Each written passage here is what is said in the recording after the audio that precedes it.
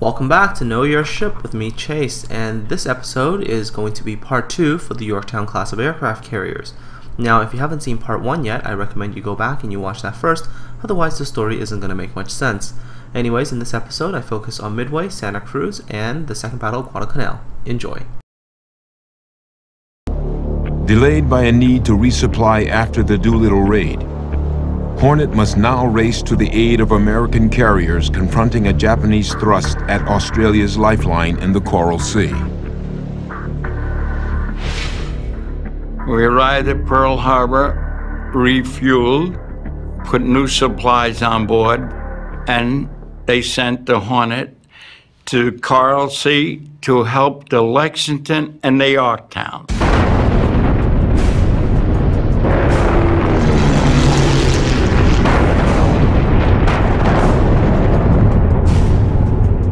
By the time we got there, Lexington was sunk.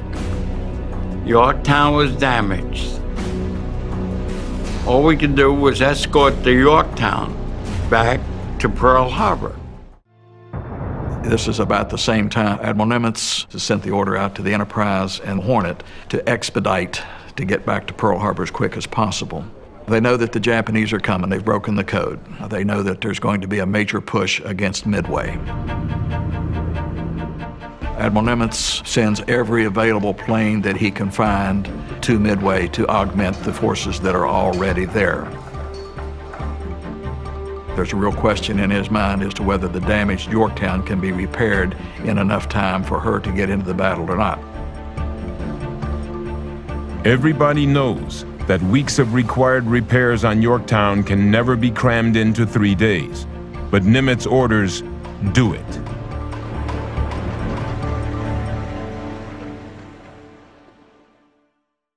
Repair crews go round the clock in the first days of June 1942 to repair the battle-damaged Yorktown well enough to meet the approaching Japanese advance on Midway. And Nimitz makes no bones about it. He tells the people that repair the ships, he said, I know that this is a job that should take a couple of months. You've got 3 days. He said, I want this ship back in 3 days. They were ordered to, if they could patch the hole with an oak plug, to plug it. If they couldn't patch the holes with an oak plug, to weld it close. When Yorktown pulls out of the harbor to head toward Midway, they're still working on her. To guarantee the success of their invasion, the Japanese feel they must first eliminate the threat of land-based aircraft.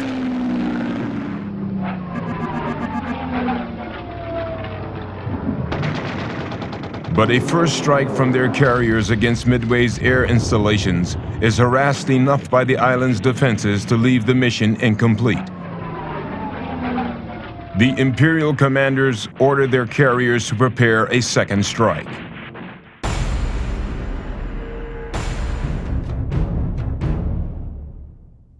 Waiting for the approach of the Japanese in the open ocean north of Midway, Yorktown's pilots get a blunt briefing.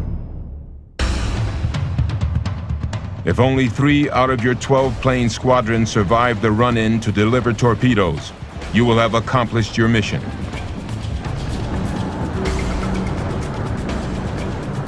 The torpedo planes face miserable odds. The pilots must use suicidal dropping techniques to deliver torpedoes so poorly manufactured, they often fail to work.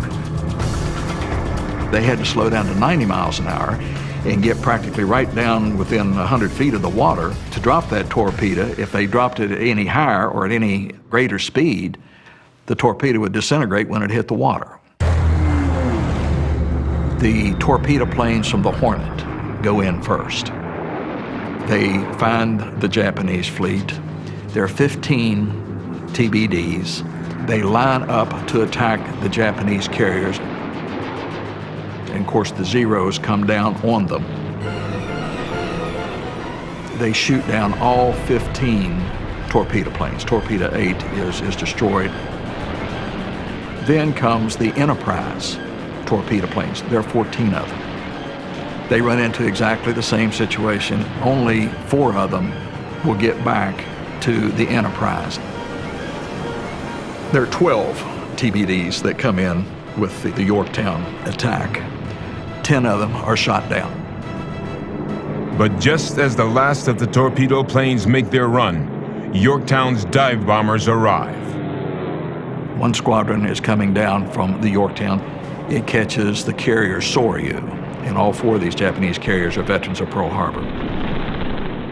They come down on the Soryu, and in just a matter of seconds, she's burning from one end to the other. There were no Japanese fighters left. They were all chasing after the TBDs. At the same moment, the Enterprise SPDs have arrived. One squadron destroys the Akagi, which is the flagship, both at Pearl Harbor and at Midway. The other places bombs on the Kaga. The Hiei, the 4th carrier, is lagging behind. She's spotted by some of the pilots on the way out, but she's far enough away from the other 3 that she's not attacked. The Yorktown planes turn and they head back. They just barely get back before here come planes from the Hiei. Some of the pilots that survived the battle on the American side seem to think that at least 1 or 2 Japanese planes followed them back to the Yorktown. The Yorktown is attacked. She takes 3 bombs. Not one of the 3 bombs would threaten the life of the ship, but the one that hits next to the stack blows out the boilers. The ship goes dead in the water. Damage control crews get the ship moving again within an hour, but another flight of Hiru's torpedo planes bear in for attack.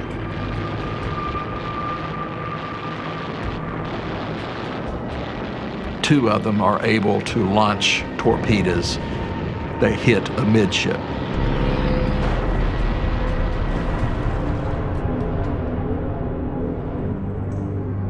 The Yorktown has the boiler rooms and the engines all in the center of the ship. That's the one spot that if a torpedo can breach that, you're going to lose your power. If you don't have power, you cannot fight your fires, you cannot expel water from the ship.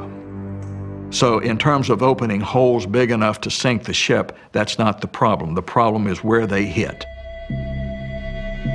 The Yorktown goes dead in the water. The commanding officer gave the order to abandon ship. We went over on those big lines that was dropped over the side.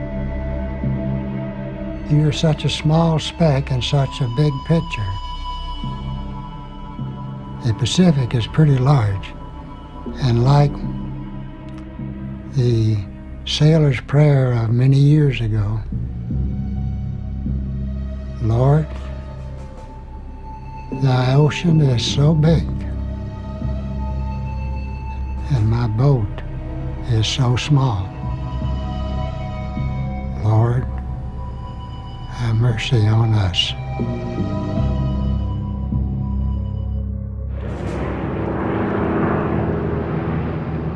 The last hours of the Battle of Midway seemed to go well. Late on June 4th, 24 SBD dive bombers, 14 piloted by Yorktown refugees, lift off Enterprise to locate the elusive Hiei, the last Japanese carrier.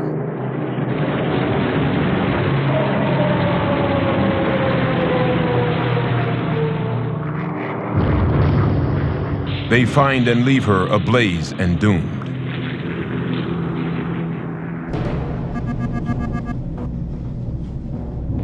Meanwhile, back on the Yorktown, she's still listing. The next day, they decide to send a repair party back on, and they make a little bit of progress.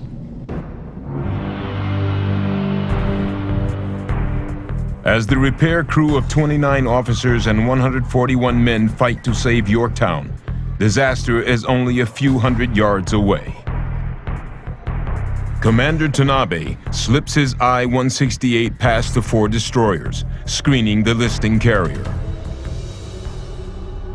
At a range of 1,200 yards, he launches his 4 446-pound warheads at Yorktown.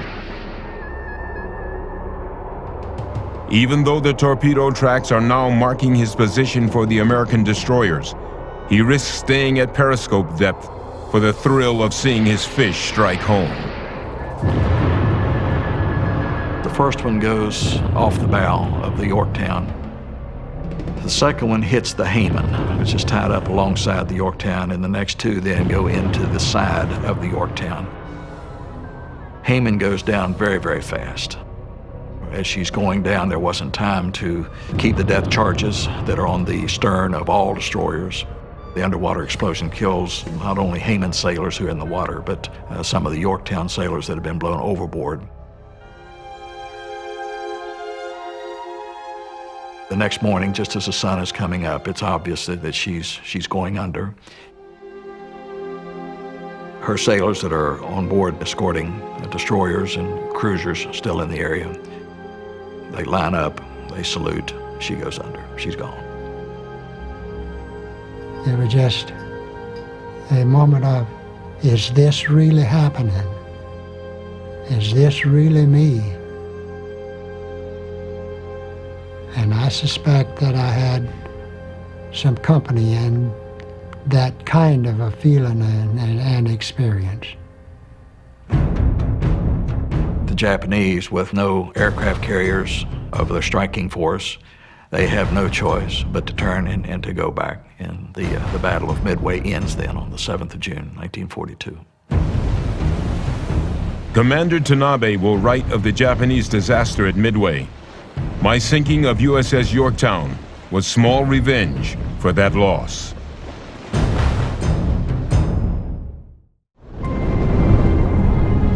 With their sister ship Yorktown sunk by a submarine's torpedo during the Midway battle, Hornet is now one of only 4 carriers left to oppose the Japanese overrunning the South Pacific. And her own luck is running out.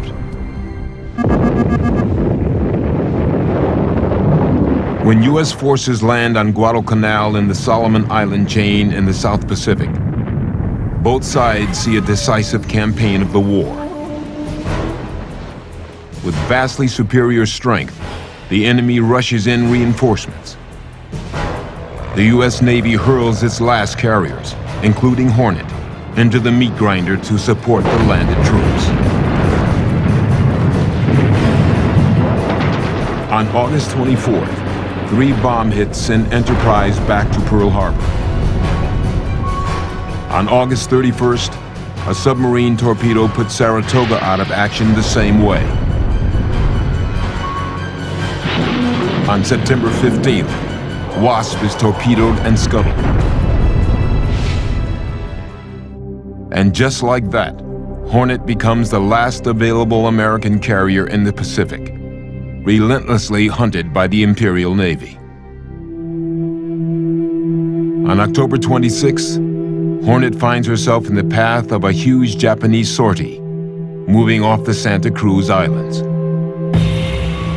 Japan's 4 carriers, 4 battleships, 10 cruisers, and 30 destroyers mean to draw out what's left of the U.S. fleet and destroy it for good. Although Enterprise has been patched up enough to return, the odds against the tiny force remain long.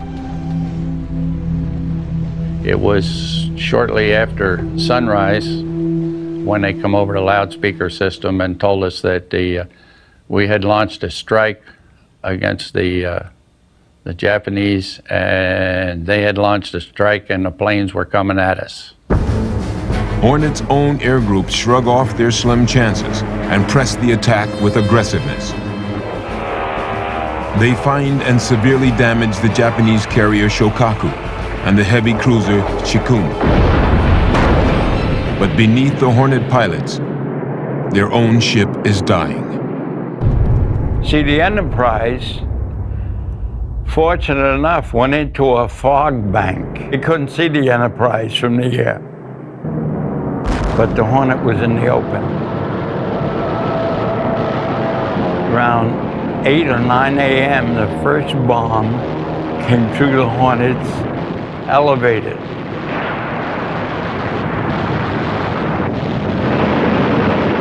There were planes of every type, torpedo planes, dive bombers, kamikaze, suicide dives. And then the bombs kept coming. The strafing kept coming. And finally, a suicide dive came right through officers' country, right into my elevator pit. I had no other choice but run like hell the other way. We took a beating you wouldn't believe. The Hornet was beyond repair. It was listing badly. The Cruz, they took off. They left because their planes couldn't come back. It was about 4 o'clock in the afternoon before they finally decided that we were hit too bad. We couldn't get underway. The rudder was jammed. The cruiser Northampton tried to tow us. About the time they got the cable hooked up, the Japanese came in with another raid. They didn't want to get the Northampton sunk too, so they cut her loose. And they decided that they had to get the fleet out of there and to get away from the Japanese. We were going to have to leave the Hornet. It was an awful feeling. Now you're really leaving a ship that you love, and you couldn't believe that it was the end. We were very fortunate to get the wounded off after the first attack. All in all, I think about 300 men were lost in the whole battle. Some 2,919 survivors are taken aboard other ships. Ablaze from stem to stern, Hornet floats after hits by 9 torpedoes and 400 rounds of 5-inch shell fire by escorts attempting to scuttle her. Defying her supposed design weaknesses, she won't succumb to American fire. She waits for the Japanese enemy to arrive to fire 4 last torpedoes into her hull. The last time I saw her, she looked very lonesome. She was listing badly to starboard. Lines were hanging down off of the flight deck the guys had used to get off.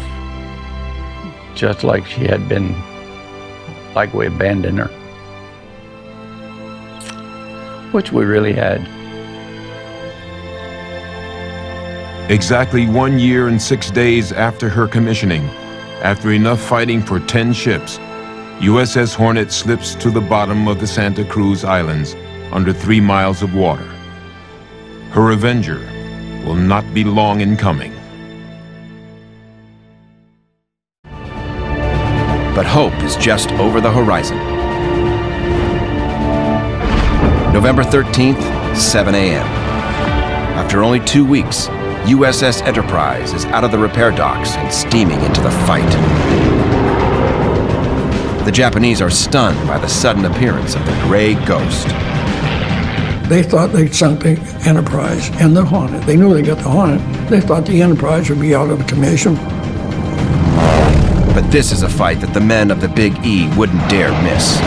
Come hell or high water, or both.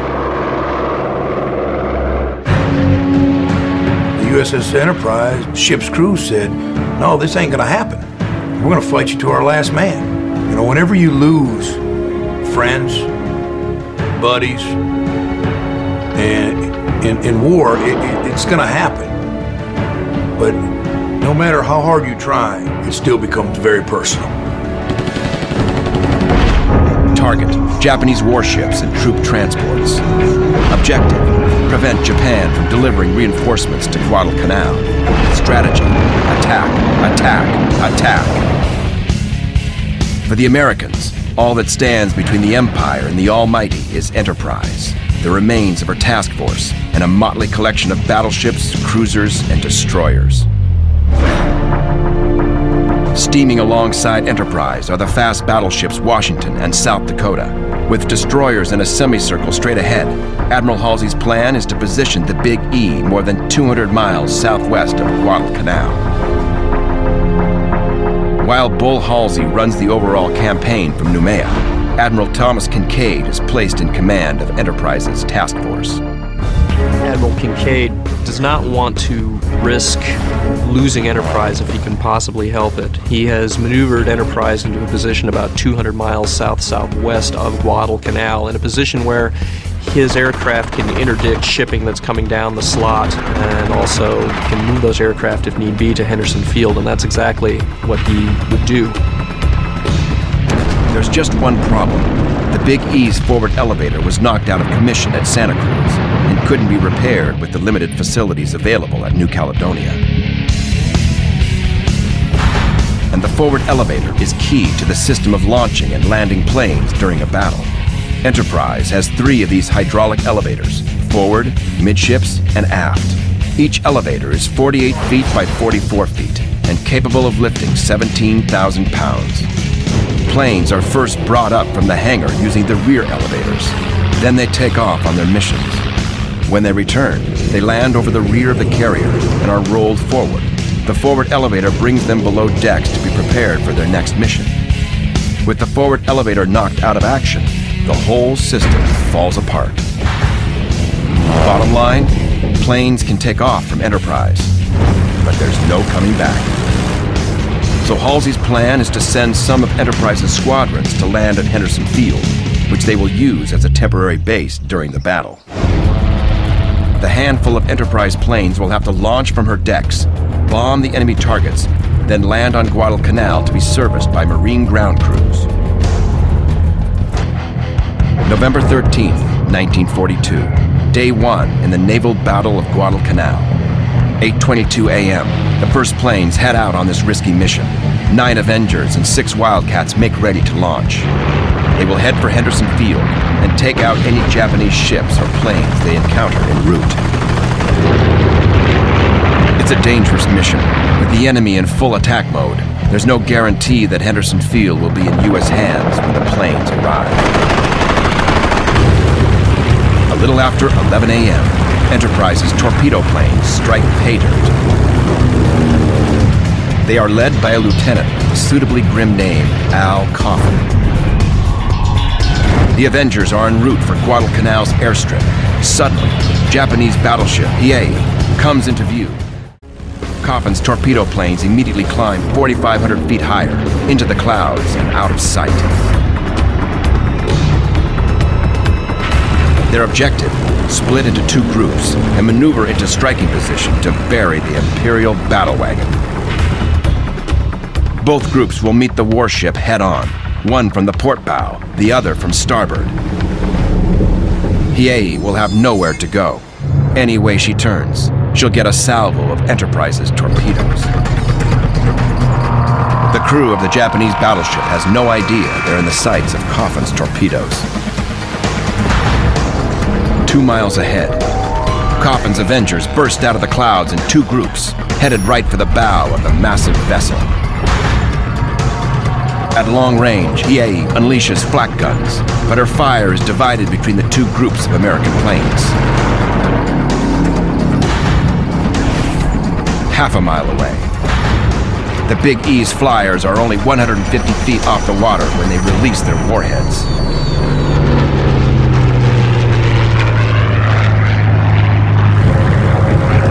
Coffin is in the lead of the 4 planes attacking the port bow, just as Hiei cuts loose with an angry broadside from her 14-inch rifles. The Avengers pull up and run like hell for Henderson Field. Seconds later, Hiei is nailed by 3 torpedoes.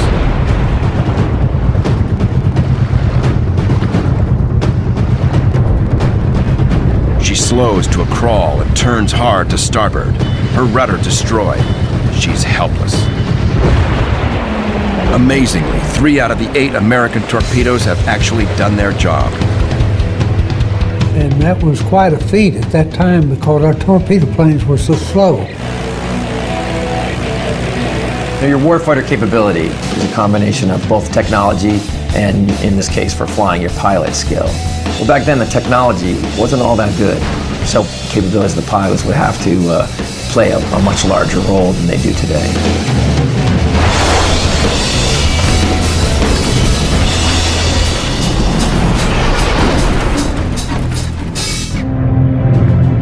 Two hours after the initial attack, Hiei is finished off by another round of Enterprise torpedo planes and is scuttled. For the first time in World War II, the Big E has just claimed a Japanese battleship.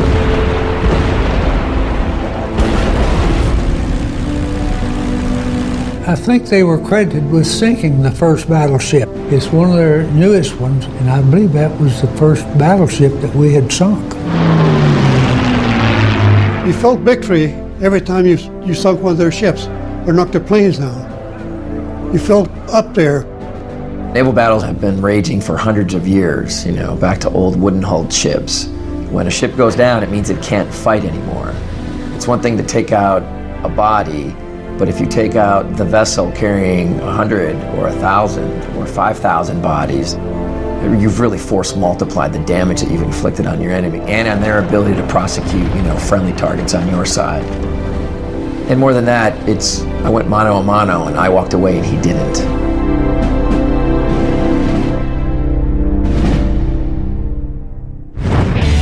By the end of the day, all 15 Enterprise torpedo and fighter planes survived their encounter with the enemy and land safely at Henderson Field. But the naval battle for Guadalcanal is far from over. The enemy transport ships and their destroyer escorts are still out there. November 14th, 1942. Day 2 in the naval battle of Guadalcanal. 2 p.m. Below the flight deck, plane handlers and technicians prepare for another launch against the enemy. The hangar deck is one of the most vital parts of the ship. Here, the Big E's parked warplanes are prepared for battle. Hundreds of sailors man repair stations, welding shops, and storage rooms. The hangar is storage for an arsenal of machine guns, bombs, torpedoes, and ammunition. And on this day, there's not a moment to lose. Enterprise's dauntless dive bombers have been called in to destroy the enemy transports and the Imperial soldiers they carry. Like all enemy convoys sent down the slot, this force is known as the Tokyo Express. And right now, the greatest threat to Guadalcanal's Marines are these enemy reinforcements. Earlier that afternoon, another Enterprise strike force discovered and badly damaged several of the troop ships. There are 7 of them out there, steadily headed for Guadalcanal. By nightfall, the Marines could have another 8,000 enemy troops breathing down their necks. They were trying to land troops and supplies off destroyers and other small ships, and we were trying to harass them and keep them from doing that. Recently promoted from the flight deck, radio man gunner Jack Glass has survived the deadly battles of the Eastern Solomons and Santa Cruz. But this will be his first combat mission in the air. I didn't want to be on that flight deck anymore. It just seemed like flying was the best way to be. Another Santa Cruz survivor is pilot Bruce McGraw of Texas. Commander Crumlin came to the ready room and he says, now, you get those transports. If the Japanese land those 11 ships, there's no way that we can hold what little ground we have around Henderson Field, and it will be the worst massacre in the history of the United States. It was the old routine of going out and trying to find them, and then if we found them, we'd go out and try to sink them. The Enterprise airstrike is a mixed bag of 8 SBDs from her scouting and bombing squadrons, escorted by the Wildcats of Fighting Squadron 10, led by Jimmy Flatley. Of course, we all operated together as if it was one unit, one squadron. We had the very good luck to have Jimmy Flatley, who was commanding officer of the Fighting 10, and he had 12 F4F Wildcats, and most all of them had been in combat. Flatley is already a legend in naval aviation and a hero aboard the Big E. a master tactician and fighting ace. He's nicknamed the Wildcat pilots of Enterprise, the Grim Reapers. 200 miles away, the Japanese troop transports and their destroyer escorts close in on Guadalcanal. One combined air assault by Enterprise pilots has already wreaked havoc on these same ships. Now it's time for Jimmy Flatley and his Reapers to strike the next blow. Smoke already billows from bomb damage, marking the enemy ships as a drop zone for Flatley's air group. 3 miles above the sea, the bomber planes and Flatley's fighters head for the last known position of the transports. We had our guns armed and charged, and everything had been checked out. We were carrying 1,000-pound bombs and went directly to the transports. 4:15 p.m., Jimmy Flatley and the fighters and bombers of Enterprise arrive over the enemy fleet. From 18,000 feet, Flatley can clearly see 7 wounded transports trailing smoke. He's got them exactly where he wants them. Immediately, cool-headed Flatley forms a battle plan. One by one, he directs each bomber pilot towards a different enemy transport. Every plane will have one chance to drop a lethal love letter from the Big E, or risk getting blown out of the sky by a destroyer. It's got to time out perfectly. 18,000 feet below the SBDs. The 7 transports are spread out side by side in 2 lines. The troop ships are no match for American air power. They're lightly armed and slow to maneuver. For the Japanese soldiers aboard them, there's nowhere to run. Suddenly, all eyes look to the sky as the Enterprise warplanes charge in from the clouds. 18,000 feet above. Pilot Bruce McGraw and 5 comrades circle toward the right formation of transports, while the other 3 SBDs take the left. Radio man Jack Glass is the rear seat gunner in one of them. You always tried to make your dive so you could pull out stern to bow or bow to stern the long way. That way you had a better chance of getting a hit. Of course, they were not staying in one place at the time. When you get into your dive, they would maneuver around, but the transports were slow and they were easy to hit, comparatively speaking. Easy to hit if you aren't under attack.